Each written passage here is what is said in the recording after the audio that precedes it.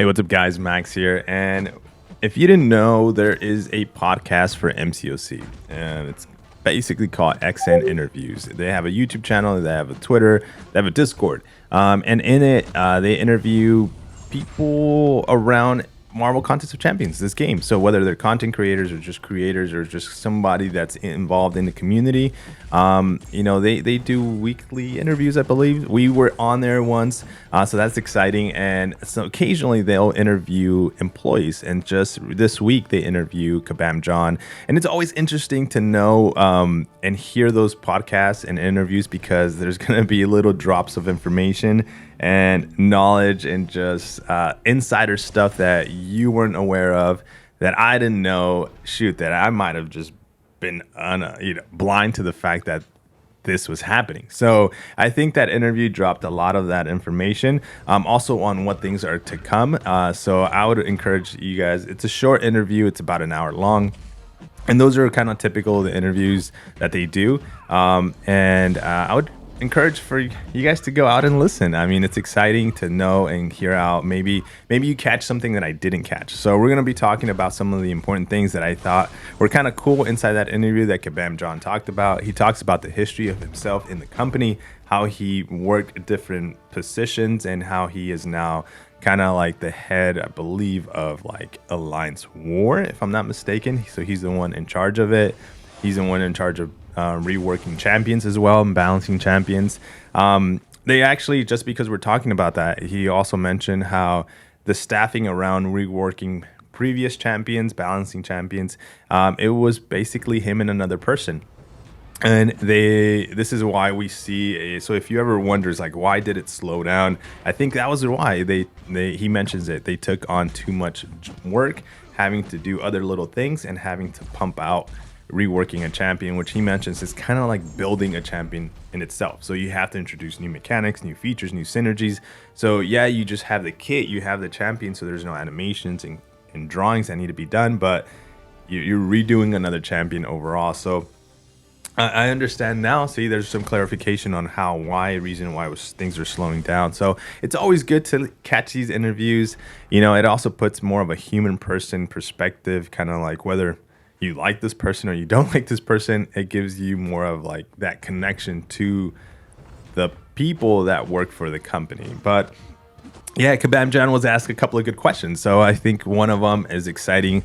Battlegrounds, the good news, it's coming next month. So in just a few days, we're August 28th. Coming September, we're going to be seeing actual Battlegrounds BGs live, and we're going to be able to participate. Again, I'm still trying my best to get better at that game mode, and it just opens me up to more information, just understanding of the characters of the game itself a lot more. Champions I never used, champions I need to educate myself and just realize, oh, this champion is a perfect counter for this meta. And speaking of that, he mentions that they're going to be done every weekly, so rotating every weekly. One of the possible downsides that I found in that interview is that if you're very competitive and you're trying to shoot for the top placements, they don't have a official control of who's cheating and who's not playing fair inside the Battlegrounds. And I think that is just being looked at manually. So I think the best thing we can do is, if you run into a cheater, I know it's downing, is you report it and nothing is being done. I would say, keep reporting it. We're going to be doing our best as well, especially if I'm live and I'm playing Battlegrounds live. And you see that I get KO in like 5 seconds, and the health pools are large. It takes me like a minute to take out the champion, but on average, maybe, I don't know, 40 to 50 seconds. And the person KO'd me like I said, 5 seconds. So with almost full health, we can definitely report that. And especially in the higher competitive brackets, you want to make sure those brackets are clean and that the players that are actually playing it are playing fair. So I think we're going to be doing that ourselves, just reporting, even though it's time consuming. But for now, just to at least help out when it comes to making sure that those top, I'm not saying that I'm going to be immediately in that top bracket, but I'm going to try my best is to have that area of the game pretty clean. Kabam John was the person involved of the buffing of Ant-Man. So recently we just dropped some Ant-Man videos. of a rank 4 Ant-Man. So that was really interesting to see how much damage that was providing. And it was a total of 1,000,000, just a little over 1,000,000 damage in poison. And so that was exciting to see, exciting for me to actually go out and try out, and actually made me want to rank up my Ant-Man to like rank 3. But be careful, because there's a synergy with Sam Wilson, Captain America, that provided that slow debuffs to be applied and just kind of easily stack up because they pause. So I think that debuff or that synergy is going to be toned down. Basically, we're going to see that kind of go away. So I don't know if we're going to be able to see those numbers again anymore. Too bad that that was just uncovered. I think a lot of the community knew about that buff or that synergy, but they didn't really play it because no one is a big fan of Ant-Man. And until recently, it just feels like in the last week or so, we've been seeing a lot of Ant-Man gameplay, and now that's going to be reworked, and it sucks. But I think there's going to be other things that are being included in the Antman Kit, like Power Sting. I think he mentioned one of them. The glancing is also now going to be applied as a debuff, and if you have a debuff immune champion, then you can easily take down Ant-Man. Now the glancing is not going to be as annoying as a defender. And he does mention, I think in this part of the interview, I would go in there and watch it. He does mention about certain other new employees. I think that's my take on it on inside Kabam. So whether they are not or doing it for free, that is not explained, but I think that was hinted towards, or kind of like, hey, if you guys didn't know this, this person is a part of possibly Kabam. So I didn't know that either. So that's news to me when it comes to one of our content creators being a new employee, because welcome to the team if that's the case for them. So that's exciting for their future. And into the gaming world, I think that's a nice foot in for them, and wish them a lot of success in there. But yeah, I didn't realize that, so that's kind of cool. So he mentions that people like Dave, that we know he's officially part of the Kabam team. He's working possibly in the headquarters or in Canada, somewhere in there, and he says that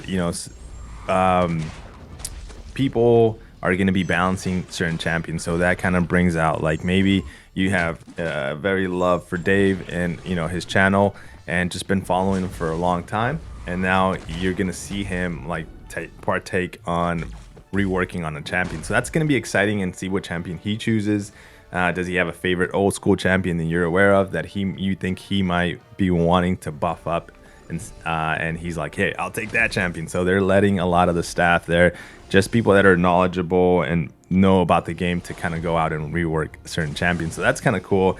I found that to be really interesting when it comes to the interview portion of it. And I'll leave you with this last little bit. Again, there's so much to cover. Like I said, it's an hour interview, but there's so much information to get out of there that I think we might be seeing it changes to AQ. Very important changes to the Alliance War bosses, if you're interested into knowing that. So there's reasons for you to watch that interview, so go in there and watch it.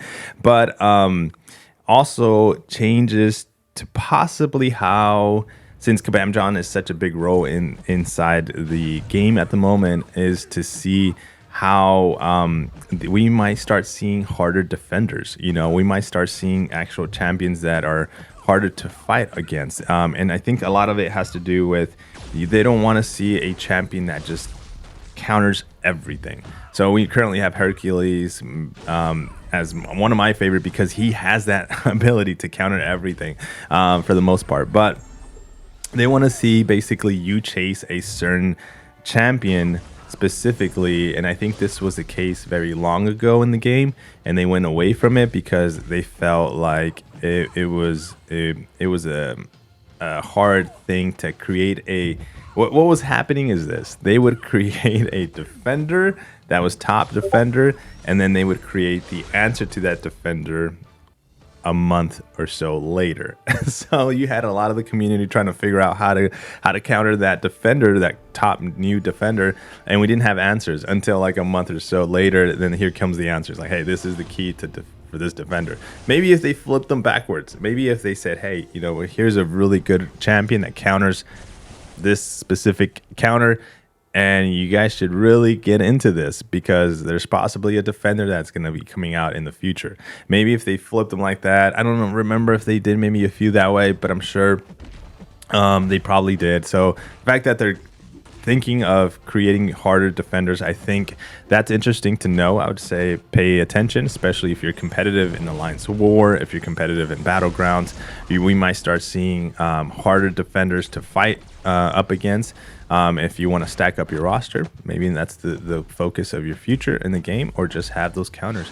But again, I hope if they do go that direction, that they bring out the counters first, lets the community have them ready in their rosters. And when the defender comes, hey, you have a counter, you have an option, instead of just trying to figure out what's the best option and you're using something that's not the right answer for that question. You know, that you don't have the right key to enter through that door, even though they are telling you have to go through the door. So I guess that's an analogy to use. But guys, let me know in the comments, what do you think? Did you find this interview interesting? Are you gonna go and watch it? Some of the stuff, like I said, unknown stuff that I wasn't aware of, very interesting stuff that was dropped for the future that we're seeing. All exciting things overall at the end of this interview. Guys, hope you enjoy the video and the recap a little bit of what's going on in the game and what's hopefully happening in the future. Take care. Drop a like on the video. As always, subscribe if you have not yet and you're new or you still haven't. I would appreciate it a lot. Thank you so much. Take care. Peace.